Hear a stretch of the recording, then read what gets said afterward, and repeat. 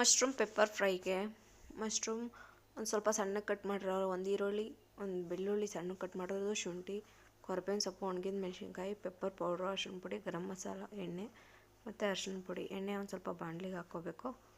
ಒಂದು ಸ್ವಲ್ಪ ಎಣ್ಣೆ ಬಿಸಿ ಆದಮೇಲೆ ಚಿಕ್ಕ ಚಿಕ್ಕದಾಗಿ ಕಟ್ ಮಾಡಿರೋ ಅಂಥ ಬೆಳ್ಳುಳ್ಳಿ ಮತ್ತು ಶುಂಠಿನ ಹಾಕ್ಕೊಳ್ಬೇಕು. ಅದನ್ನು ಒಂದು ಸ್ವಲ್ಪ ಬಿಸಿ ಆಗಿರೋ ಎಣ್ಣೆಯಲ್ಲಿ ಒಂದು ಸ್ವಲ್ಪ ಬಬಲ್ಸ್ ಏಳೋ ಗಂಟೆ ಕಾಯ್ಕೊಂಡಿರಬೇಕು. ಅದೊಂದು ಸ್ವಲ್ಪ ಫ್ರೈ ಆಗ್ತಾ ಇರೋದು ಕಾಣಿಸ್ತಾ ಇರ್ತೈತೆ. ಆಗೊಂದು ಸ್ವಲ್ಪ ನೀಟಾಗಿ ಫ್ರೈ ಮಾಡ್ಕೋಬೇಕು. ಚೆನ್ನಾಗಿ ಅದು ಕೆಂಪಗೆ ಆಗೋ ಗಂಟ ನೀಟಾಗಿ ಫ್ರೈ ಮಾಡ್ಕೊಳ್ತಾ ಇರಬೇಕು. ಶುಂಠಿ ಮತ್ತು ಬೆಳ್ಳುಳ್ಳಿ ಚಿಕ್ಕ ಚಿಕ್ಕದಾಗಿ ಕಟ್ ಮಾಡ್ಕೊಂಡ್ರು ಅದನ್ನು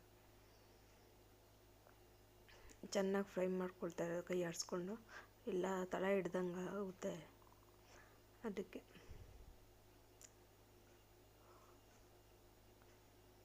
ಚೆನ್ನಾಗಿ ಫ್ರೈ ಆಗಿದೆ. ಈಗ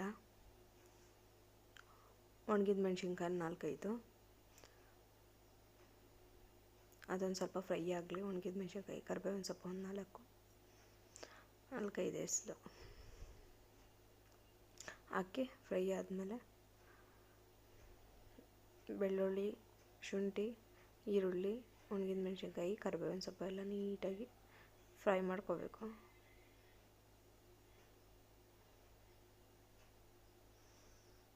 ನೀಟಾಗಿ ಫ್ರೈ ಆದಮೇಲೆ ಹಸಿಮೆಣ್ಸಿನ್ಕಾಯಿ 1-2 ತೊಗೊಂಡು ಚಿಕ್ಕ ಚಿಕ್ಕದಾಗಿ ಕಟ್ ಮಾಡಿಕೊಂಡು ಅದನ್ನು ಸಹ ಫ್ರೈ ಮಾಡ್ಕೋಬೇಕು ನೀಟಾಗಿ. ಮಶ್ರೂಮ್ಸು ನೀಟಾಗಿ ತೊಳೆದು ಇಟ್ಕೊಂಡಿರೋಂಥ ಮಶ್ರೂಮ್ಸನ್ನು ನೆಕ್ಸ್ಟು ಉಪ್ಪು ಹಾಕ್ಬಿಟ್ಟು ಅದಕ್ಕೆ ಉಪ್ಪು ಹಿಡಿಯೋ ಥರ ಹಾಕ್ಕೊಂಡು ಮಶ್ರೂಮ್ಸ್ ಹಾಕ್ಸ್ಬೇಕು. ನೆಕ್ಸ್ಟು ಮಶ್ರೂಮ್ಸ್ ಎಲ್ಲ ಕ್ಲೀನ್ ಮಾಡ್ಕೊಂಡಿದ್ದೀನಿ ನಾನು. ಈಗ ಮಶ್ರೂಮ್ಸ್ ಹಾಕ್ತಾಯಿದ್ದೀನಿ. ಮಶ್ರೂಮ್ ಹಾಕಿ ಚೆನ್ನಾಗಿ ಫ್ರೈ ಮಾಡಬೇಕು. ಅದು ಅಷ್ಟು ದಪ್ಪ ಇರೋದು ಫುಲ್ಲು ಶ್ರಿಂಕ್ ಆಗಿ ಚಿಕ್ಕದಾಗಿ ಒಂದು ಸ್ವಲ್ಪ ಆಗ್ತಿದೆ ಅಂತ ಗಂಟ ನೀಟಾಗಿ ಕೈ ಆಡಿಸ್ಕೊಂಡು ತಿರುಗಿಸ್ತಾನೆ ಇರಬೇಕು. ಬಿಸಿ ಒಂದು ಸ್ವಲ್ಪ ಒಂದು 5 ನಿಮಿಷದೊಳಗಡೆ ಫುಲ್ಲು ಸಣ್ಣಗಾಗಿ ನೀಟಾಗಿ ಫ್ರೈ ಆಗ್ತಿದೆ. ನೀಟಾಗಿ ಫ್ರೈ ಆಗೋ ಗಂಟ ನೀಟಾಗಿ ಕೈ ಆಡಿಸ್ಕೊಂಡು ತಿರ್ಸ್ಕೊಳ್ತಾ ಇರಬೇಕು. ಕಲರ್ ಕೂಡ ಚೇಂಜ್ ಆಗ್ತಿದೆ. ವೈಟಿಶ್ ಕಲರ್ ಇದ್ದಿದ್ದು ಲೈಟ್ ಕ್ರೀಮಿಶ್ ಕಲರ್ಗೆ ಟರ್ನ್ ಆಗೋ ಗಂಟ ಇದು ಮಾಡಬೇಕು, ಫ್ರೈ ಮಾಡ್ಕೋಬೇಕು. ಒಂದು ಸ್ವಲ್ಪ ಫ್ರೈ ಆಗಿದ ತಕ್ಷಣ ಒಂದು ಸ್ವಲ್ಪ ಅರಿಶಿನ ಪುಡಿ ಹಾಕ್ಕೊಂಡು ಫ್ರೈ ಮಾಡ್ಕೋಬೇಕು. ಅರಿಶಿನ ಪುಡಿ ಹಾಕಿ ನೀಟಾಗಿ ಫ್ರೈ ಮಾಡ್ಕೊಳ್ಬೇಕು. ಅದ್ರಾಗಿರೋ ಸ್ಮೆಲ್ಲೆಲ್ಲ ಹೊರ್ಟೋಗಿ ನೀಟಾಗಿ ಫ್ರೈ ಆಗುತ್ತೆ. ನೀಟಾಗಿ ಫ್ರೈ ಆದಮೇಲೆ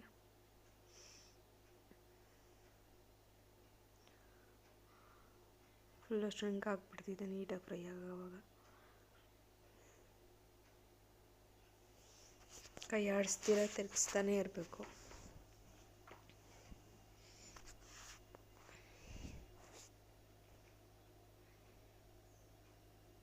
ಕೈ ಬಿಡ್ದಿರ ತಿರುಗಿಸ್ತಾ ಇದ್ದರೆ ನೀಟಾಗಿ ಚೆನ್ನಾಗಿ ಒಂದು ಸ್ವಲ್ಪ ಹೊತ್ತಕ್ಕೆ ನೀಟಾಗಿ ಫ್ರೈ ಆಗ್ತಿದೆ.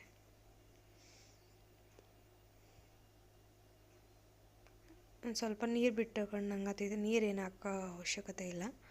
ಅದರಲ್ಲೇ ಮಶ್ರೂಮಲ್ಲಿರೋ ನೀರಿನ ಅಂಶನೇ ಸರಿ ಹೋಗ್ತಿದೆ. ಅದು ಚೆನ್ನಾಗಿ ಅದೇ ನೀರಲ್ಲೇ ನೀಟಾಗಿ ಬೇಯ್ತಿದೆ. ಚೆನ್ನಾಗಿ ಬೆಂದ ಮೇಲೆ ನೀರು ಬಿಟ್ಟಿರ್ತೈತಲ್ಲ, ಅದು ನೀರು ಫ್ರೈ ಆಗೋಗಂಟ ಚೆನ್ನಾಗಿ ಹುರಿಬೇಕು. ಇವಾಗ ಪೆಪ್ಪರ್ ಪೌಡ್ರ್ ಹಾಕ್ಕೊಂಡ್ರೆ ಅದಕ್ಕೆ ಉಪ್ಪು ಖಾರ ಎಲ್ಲ ನೀಟಾಗಿ ಹಿಡಿತೈತೆ. ಪೆಪ್ಪರ್ದು ಟೇಸ್ಟ್ ಎಲ್ಲ ಅದಕ್ಕೆ ಪೆಪ್ಪರ್ ಪೌಡ್ರ್ ಹಾಕ್ತಾಯಿದ್ದೀನಿ. Garam masala, pepper powder, garam masala,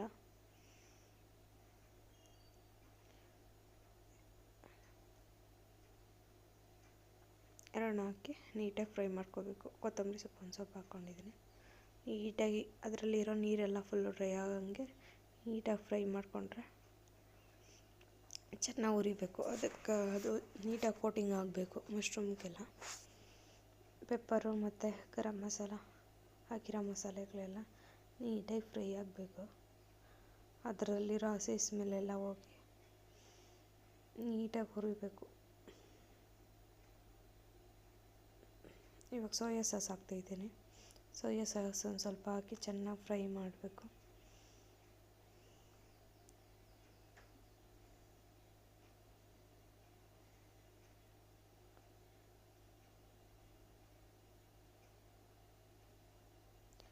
soya sauce ನೀಟಾಗಿ ಹಾಕಿ ಒಂದು ಸ್ವಲ್ಪ ಹೊತ್ತು ಬಿಟ್ಟರೆ ಒಂದು ಸ್ವಲ್ಪ ನೀಟಾಗಿ ಚೆನ್ನಾಗಿ ಫ್ರೈ ಆಗ್ತೈತೆ.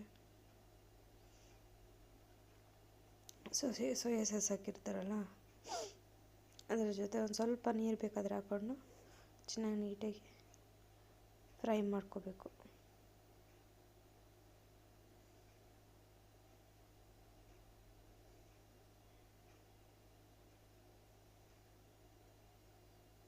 ಇವಾಗ ನೀಟಾಗಿ ಫುಲ್ಲು ಎಲ್ಲ ಬ್ಲೆಂಡ್ ಆಗೈತೆ. Pepper, garam masala, soya sauce ಹಾಕಿರೋದೆಲ್ಲ ಮಶ್ರೂಮ್ಗೆ ಇಟ್ಕೊಂಡೈತೆ. ನೀಟಾಗಿ ಇವಾಗ